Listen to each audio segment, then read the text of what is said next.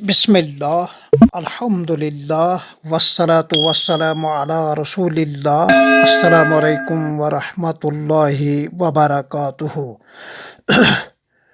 کل ایصال ثواب، تعزیت، دعائے مغفرت اور قبروں پر زیارت کے حوالے سے عام طور پر پوچھے جانے والے ان 4 مسائل کے حوالے سے میں نے قدر وضاحت کے ساتھ بات کی۔ اب اسی حوالے سے بعض شبہات کا ازالہ۔ شبہات تو میں پیش نہیں کروں، البتہ میں مسلسل ایک تقریر کروں جس کے ذہن میں وہ شبہ ہوگا، انشاءاللہ اس شبہ کا ازالہ ہوگا۔ یعنی میں یہ چاہتا ہوں کہ ایصال ثواب کے حوالے سے دعوتی اور اصلاحی انداز میں بات ہو، پھر جس کے ذہن میں جس قسم کا شبہ ہے اس شبہ کا ازالہ بھی انشاءاللہ ساتھ ہی ساتھ ہوگا۔ توجہ کے ساتھ سن لیجیے۔ ایصال ثواب کا مطلب یہ ہے کہ جو عمل صالح از قبیل نوافل شرعاً ثابت ہے، عمل کا صالح ہونا، نوافل کے قبیل سے ہونا، شرعاً اس کا ثبوت بھی ہو، یہ 3 شرائط ہیں۔ اس کو انجام دینے کے بعد یہ کہے کہ یا اللہ، یعنی یہ دعا مانگے، اس عمل کو میری طرف سے قبول فرما، اس پر جو آپ کے فضل و کرم سے اور توفیق سے اجر و ثواب ملتا ہے وہ فلاں کو نام لے کر اس کا ثواب فلاں کو پہنچے۔ بس یہ ہے ایصال ثواب۔ عمل صالح کا ہونا شرط ہے، از قبیل نوافل ہونا شرط ہے، بلا معاوضہ ہونا شرط ہے، اور اخلاص کا ہونا بھی شرط ہے۔ یہ 4 شرائط ہیں۔ ایصال ثواب کے صحیح ہونے کے لیے یہ 4 بنیادی شرائط ہیں۔ اب ان کی وضاحت۔ پہلی شرط عمل کا صالح ہونا، یہ تو بالکل واضح ہے، اس لیے کہ نیکی کا کام کرنا ہی ایصال ثواب میں پہلی بنیادی شرط ہے۔ دوسری شرط ہے کہ فرائض، واجبات اور سنن مؤکدہ کے قبیل سے وہ عمل نہ ہو، اگر ہو تو ان کا ایصال ثواب درست نہیں ہے۔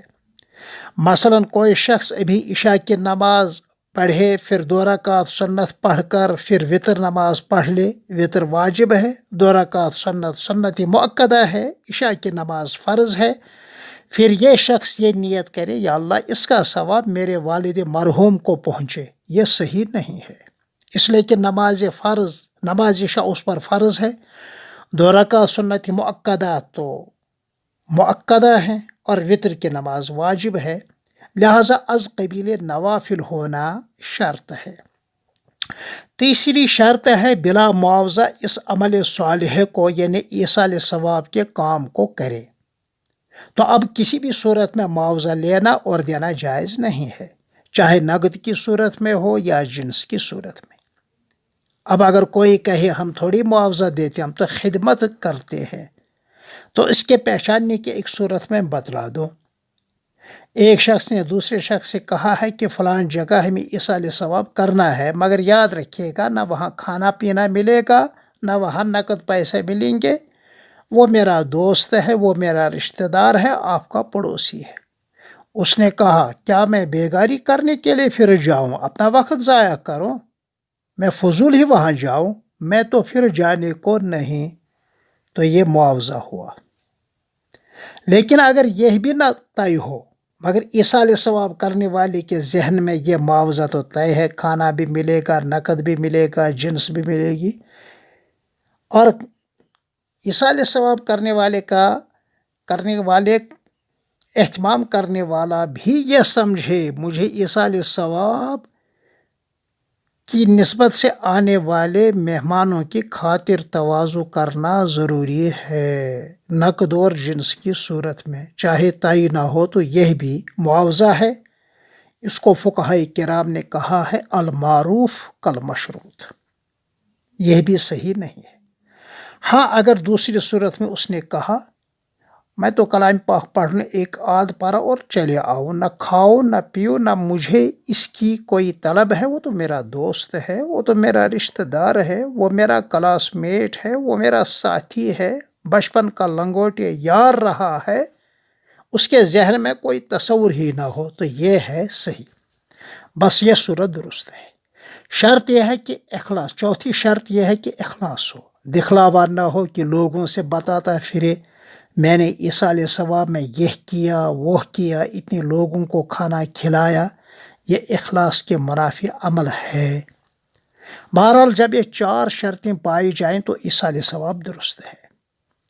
ایصال ثواب میں چاہے کلام پاک کا کچھ حصہ پڑھ لے، ایک پارہ پڑھ لے، آدھ پارہ پڑھ لے، قل هو اللہ شریف 3 بار پڑھے، نوافل پڑھے، غربا کو کھانا کھلائے پلائے، ذکر و اذکار کرے، پھر یہ کہی اس کا ثواب فلاں کو پہنچے، مگر اس کے لیے کوئی دن شریعت کی طرف سے متعین نہیں ہے، آپ جب چاہیں فوراً کر لیں، اور ایصال ثواب کا اہتمام فوراً ہونا چاہیے۔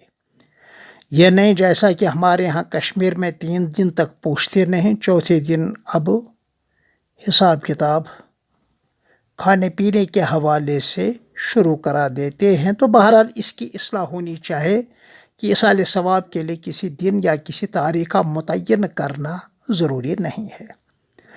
ایصال ثواب کے لیے مذکور بالا 4 شرائط کو آپ مروجہ میسیج سے یوں سمجھ لیں، چونکہ آج ہر ایک کے ہاتھ میں موبائل ہے اور اس کو بخوبی سمجھتا بھی ہے۔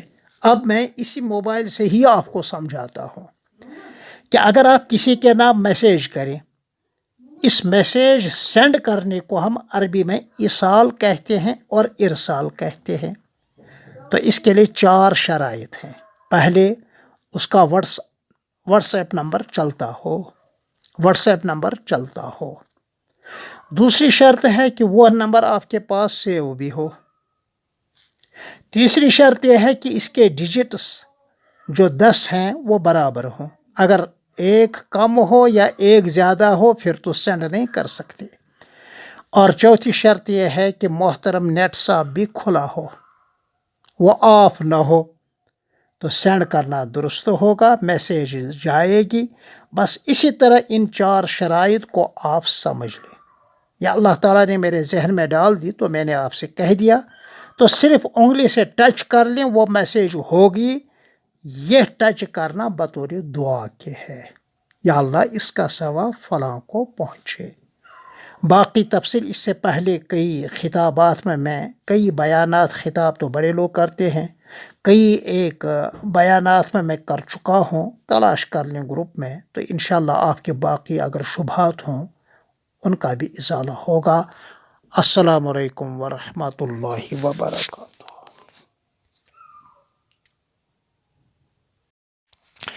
بسم اللہ، الحمدللہ، والصلاة والسلام علی رسول اللہ۔ السلام علیکم ورحمۃ اللہ وبرکاتہ۔ کل ایصال ثواب، تعزیت، دعائے مغفرت اور قبروں پر زیارت کے حوالے سے